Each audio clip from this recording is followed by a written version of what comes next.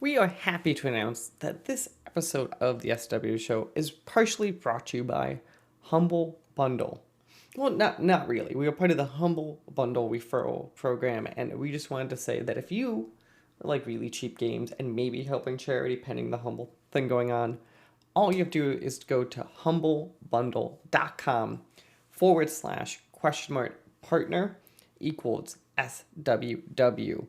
That's right, humblebundle.com/partner equals SWW.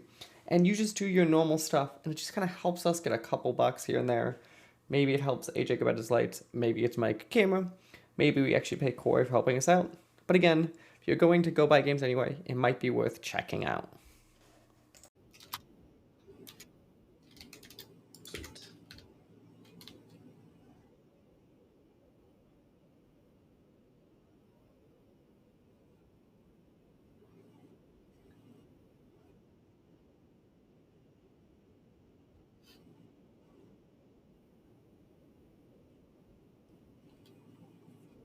Sure. Yeah, I'm Go ahead. I'm Nick, or Secret Fish. I'm the developer, and you want to introduce yourself, Arjun?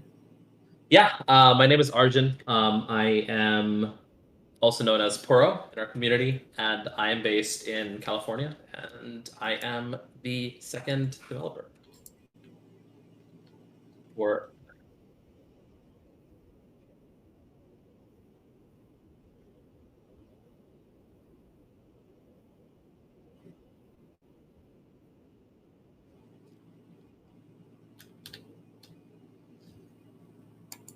Sweet. Basically, so Mythic is our upcoming pixel art roguelike MMO. Nick and I basically, we're big fans of MMOs in general, and also like modern action roguelikes. And we just decided to kind of put those two genres together, incorporate the things we really like from those genres, leave out what doesn't work, and Mythic was kind of what came out of that. And it's been a passion project that we've been working on for almost 2 years, and we are really excited for it to come out in less than a week.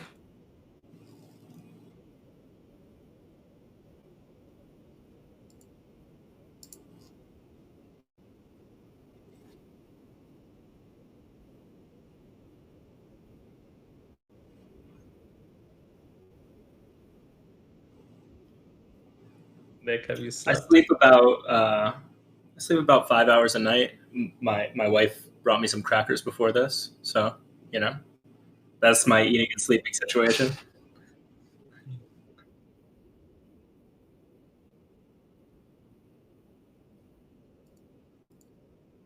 Slept enough. Yeah.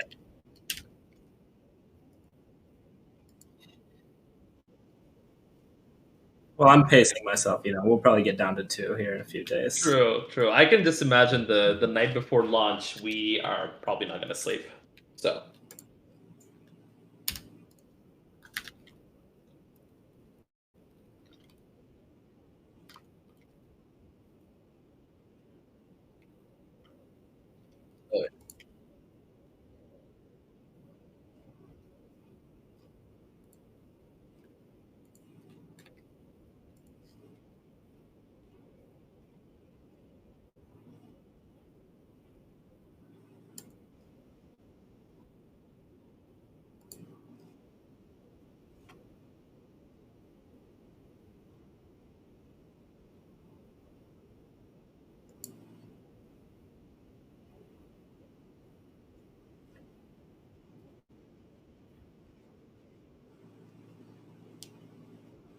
Yeah, I think the two biggest ones that come to mind, obviously there's a lot of roguelikes, there's a lot of MMOs, there aren't a lot of um, games combining the two. So I think the biggest thing from each that I don't like, I'll start with roguelikes, is that you just can't play with like as many people as you want. Sometimes I'll be playing a roguelike, like, man, this is really cool, but like my friends want a game with me and this is single player, or, you know, maybe it's even 2 or 4 players, but like we have 3. And it always ends up being like, okay, well, I guess I'll switch to a different game for now because I would rather game with my friends more than I would rather like play whatever single player roguelike. So obviously that's why we brought in the MMO aspect, is we just think it's really cool to be able to like, hey, I can play with my 7 friends, or like 2 people are online right now that I know I can play with them, or and if someone else like joins later, they can just seamlessly join because we're all already in the same world, in the same server. There's no like, we don't have to restart a new game or like do anything weird like that. It's you know, very easy to play with people. That's probably the biggest improvement over most roguelikes. And then in terms of MMOs, you know, one thing that I think, in Arjun as well, have found really frustrating is almost the opposite problem of like playing an MMO and needing to be with like 20 or 10 people in order to even like do the really cool stuff in the game. So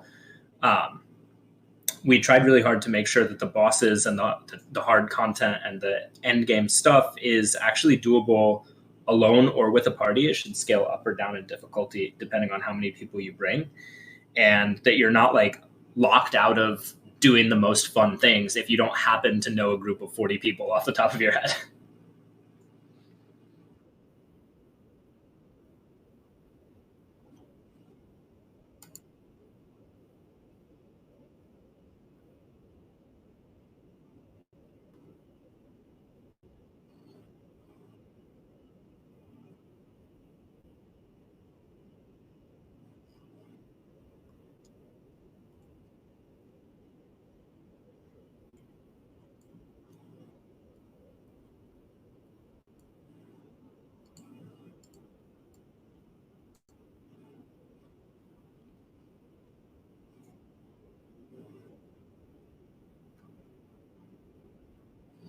Yeah, I totally agree. And I think that's why we're trying to sort of change the way people even think about an MMO, because a lot of traditional MMOs are like that, right? It's like every week, and I've played them and I've even enjoyed them. But, you know, every Wednesday and Sunday, you're going to show up and you're going to like spend 3 hours like pressing the same buttons and hoping whoever the lowest common denominator in your group is doesn't wipe the raid.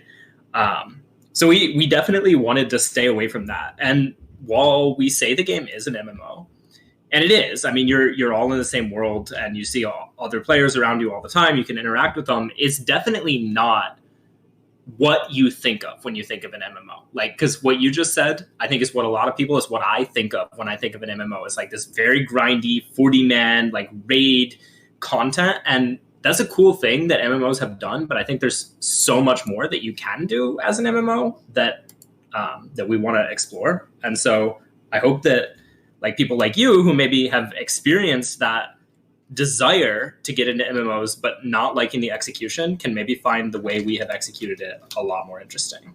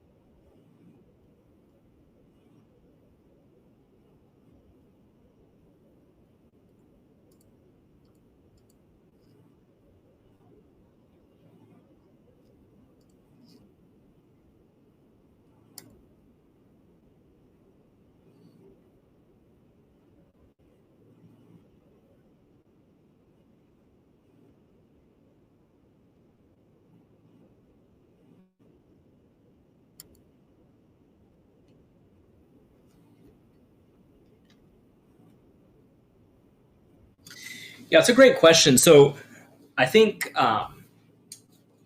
the thing that we tried to do is basically create the experience of a roguelike. So it's not, it's not technically everything that you would expect from a traditional roguelike. It's definitely not everything you would expect from a traditional MMO. It's more of like taking those two things and taking our favorite parts of each and just combining them into a new game. And whatever you want to call it is totally fine. We're calling it roguelite MMO, but maybe it's just some new genre that hasn't been named yet. But anyway, the point is, I think we wanted more than like creating a purist roguelike where you're going to die and lose all progression. We wanted to give like the feeling of a roguelike and draw inspiration from that. So we have many areas in our game, and kind of each one of those is treated as a self-contained roguelike, where at the start of the area you have a sort of checkpoint, and then as you progress through the area doing a run, you might spend an hour doing that, and if you die, you're reset back to the start. But now the difference is when you clear that, then you can go on to a new area, and that's where kind of the meta progression is. That like that new area is permanently unlocked, and even if you die within it, you're not going back to the beginning of the game. You're going back like to the beginning of that run, if that makes sense.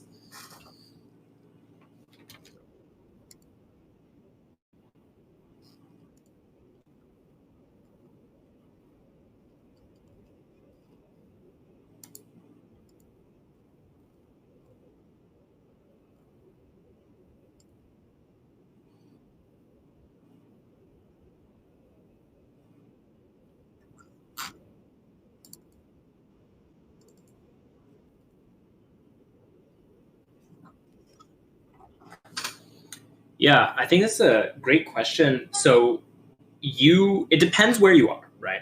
So let's say you're in a boss fight or like an area let's say you're in a boss fight, for example. Then if you die, you're kind of going to spectate until the end of that fight. And your team is going to be harder for them to clear the boss because, it has scaled up in difficulty to account for you, but now you're dead, so they have more work to do, right?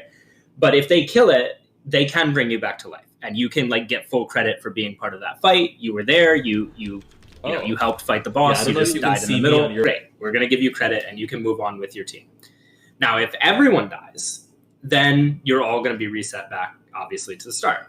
So that's one way. But if you're just in like a normal area where you are just hanging out in a room doing puzzles, like fighting some random enemies, and one of you dies, then just that person is going to be reset. Now, you're not like locked into a boss room where you can't get out. So of course you guys can just meet up again if you want. I mean, your friend can come back to meet up with you. You can travel back through the dungeon to meet up with them. You might find some new like randomized content in your way that you need to clear to meet up.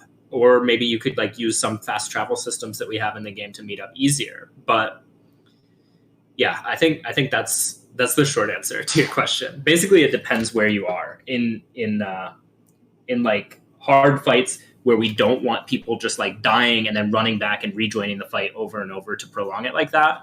We kind of treat everyone as a team, and otherwise, if one person dies, then you guys got to figure out how to meet back up.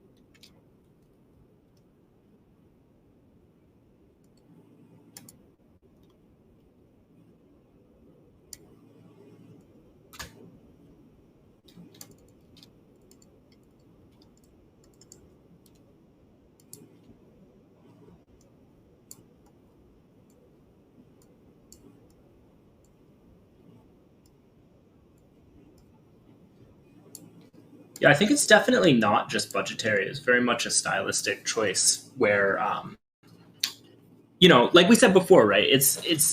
We are very different from what a traditional MMO is. We are not like when I think of MMOs, that word has a lot of connotations, and basically I think of like a lot of clones of WoW, where you're just like have an action bar on the bottom with 20 abilities. You run around. You're in this 3D world. You shoot frostbolts at goblins and stuff, right?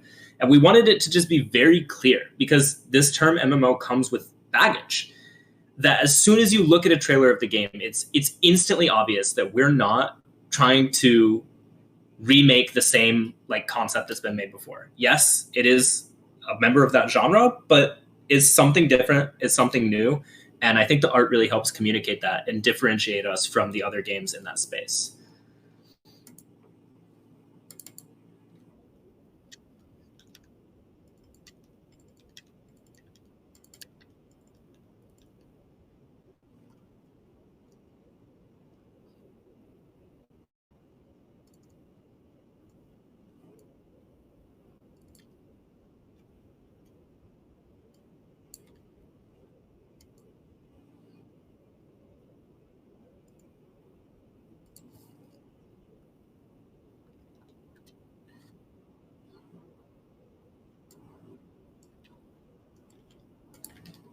Yeah, definitely. I definitely wanted it to have like a bit of a retro feel. Although, like you said, there's a lot of stuff that, I mean, especially with the networking and everything, that just wasn't happening 20 years ago.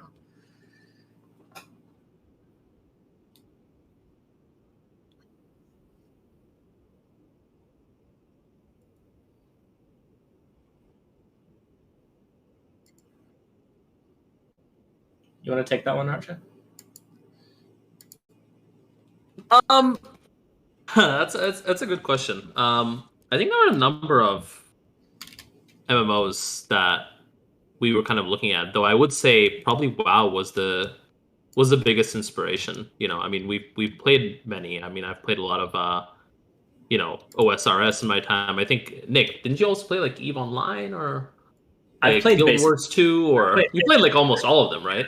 Like Guild Wars 2, EVE Online. I played Path of Exile, played WoW, played RuneScape, I played like Albion Online. If there's an MMO, I played it. So I think we drew inspiration from a lot, and we really tried to, like I said, we're not like copying anyone. We just tried to take like our favorite thing from each.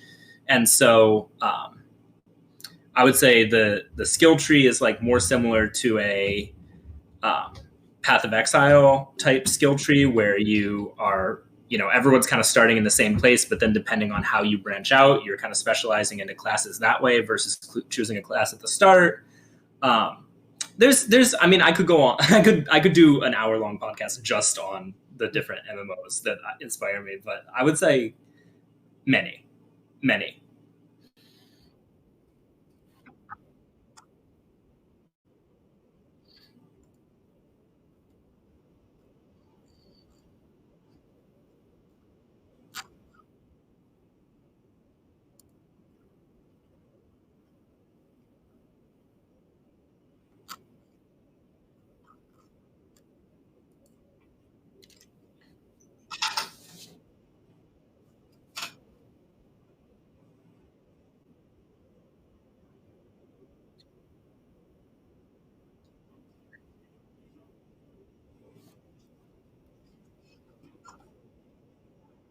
Yeah, that's a great question. The most important thing for me in designing this game was a sense of authentic exploration. So I want it to be like, if you find something that no one else has ever found, that can be like a really cool thing that we can do with procedural generation that a lot of typical MMOs, almost every typical MMO, to my knowledge, simply cannot do, because any place in like WoW, someone else has been.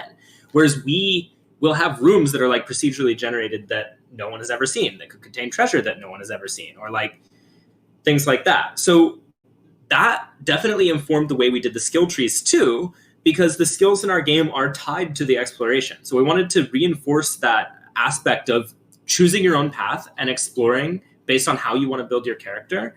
And the way we did it is that the types of areas you're exploring actually are what determine where you're leveling up. So if you're going into like the different elemental domains we have, and you spend a lot of your time fighting enemies and killing bosses in the water domain, you're going to be leveling up your affinity to water, as opposed to, spending time in the fire domain or any of the other domains. And so it really gives people an incentive to explore and not just follow this linear path. Like, I know when I was playing WoW, it was like, okay, you're going to go to this area, then you're going to quest here, then you're going to go to this area and you're going to quest there, and that's going to get you to level 20. And then it was this very like prescribed path, whereas for us it's literally impossible to do that. Like if you want to go into a skill tree, you're going to have to go to the place where you can earn those skills, which is somewhere different from where someone else is going to want to go. And again, it's all feeds back into like encouraging players to genuinely explore and interact with the world, not in a way that we prescribe, but in a way that like that is authentic.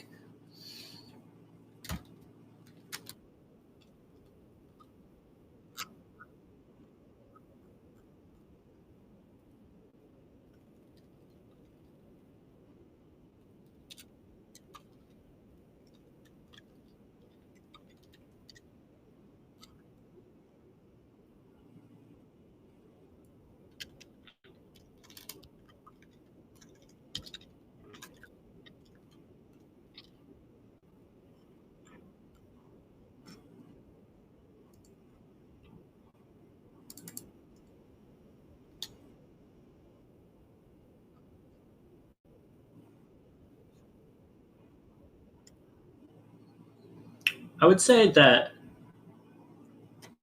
encouraging exploration was less of an attempt to like go after a specific type of player and more of just a call back to the sort of nostalgia I have for video games when I first started playing them when I was, 5 years old, and the internet existed, but it was not easy to just like Google a guide to how the most optimal way to do everything, and you really had to figure things out on your own to even play a game. And I think like the culture we have now with live streams and YouTube videos and the internet being like so easy to access and search is awesome. I love it, but it has kind of taken away some of that element of exploration that I used to feel in almost every game I played, where I was like trying to figure out how to do things, trying to figure out where things were, and feeling that like excitement when I actually got it right. So that's a feeling that I think is gone often from modern gaming, just due to the way people consume content about modern gaming. And I wanted to try and bring it back through that like procedural aspect and that exploration aspect.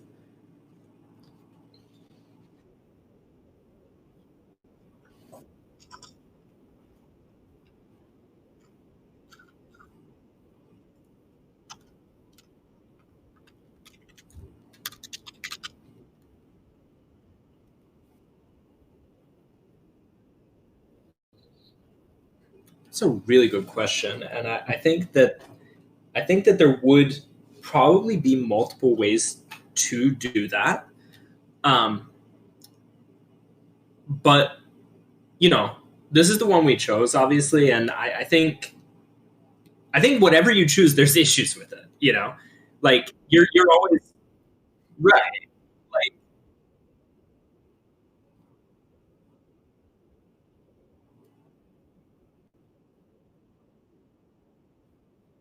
right. Yeah. No, definitely. I think there would be multiple ways for sure to get around that, and I think that whatever you choose, and even the way we've chosen, there's trade offs with it, right? Like you gain something by doing that, but you lose something as well.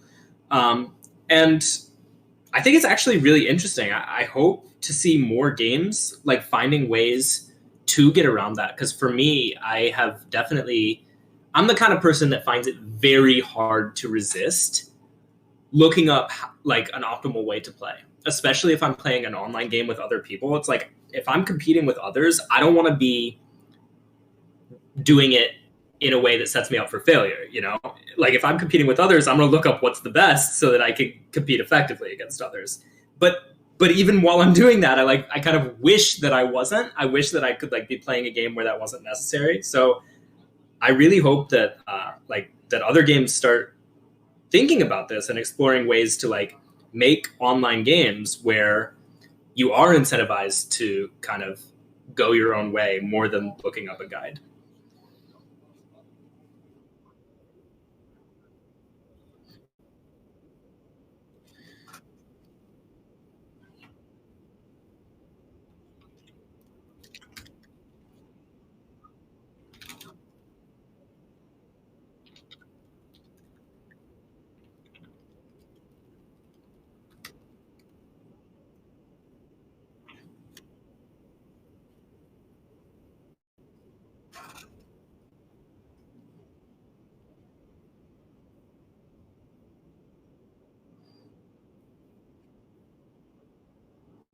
I'm so glad you asked because we have a ton of content updates. Great question. So I first of all, Arjun and I both plan to take the next year at least and focus on nothing other than just making amazing new free on top of the price that you've already paid for the game, not like DLC content updates for the game, and probably beyond that even. But we'll see how it goes.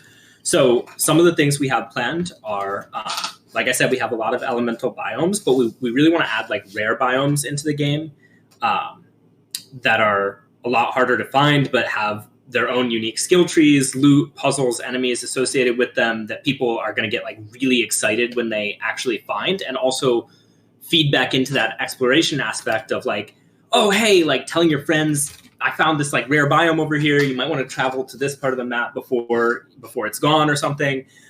So we're going to be adding that. We want to add more social aspects. Like we want to add guilds to the game. We have a lot more like mini games, a ton of items we have planned. We have like a lot of character customization stuff, which we actually wanted to get in the release, but will be coming like very soon after.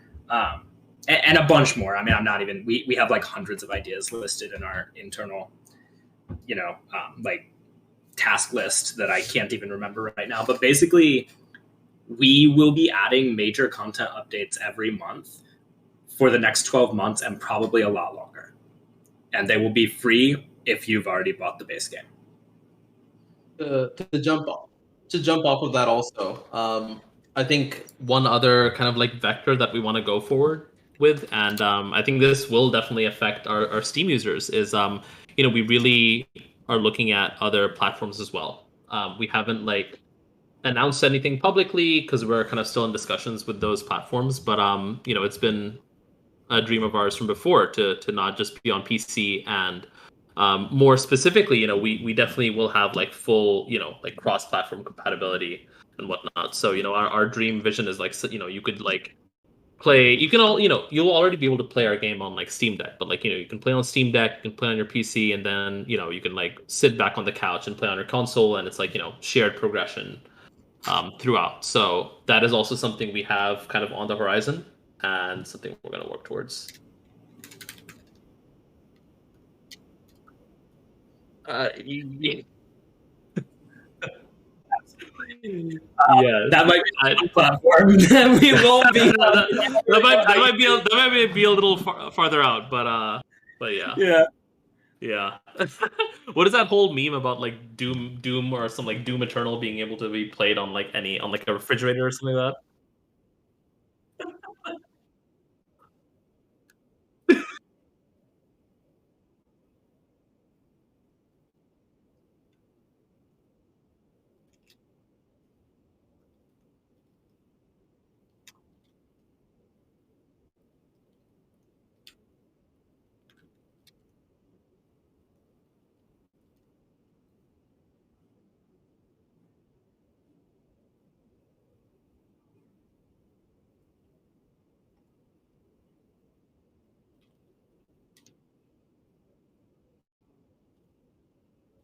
Well, Yeah, honestly, VR headset is maybe the one place where it doesn't work just because it's like a 2D game, but every other platform I want to be on. And I don't know how long it takes. Obviously, some are higher priority than others, but I agree.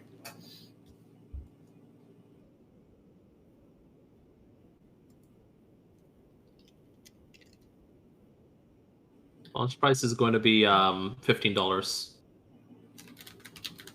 Yep.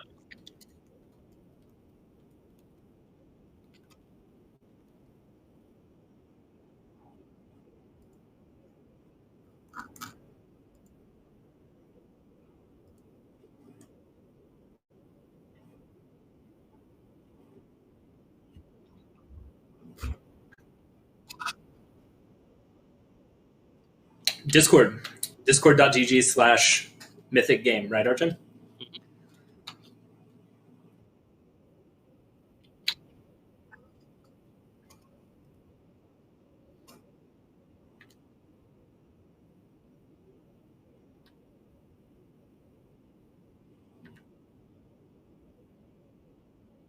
True.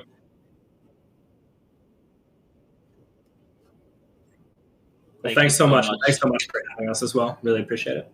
Thanks so much, Mike. The SWW show and all of its affiliate podcasts are podcast by me, Mike Maroney, and AJ Losi, sometimes by our contributors, including Corey King.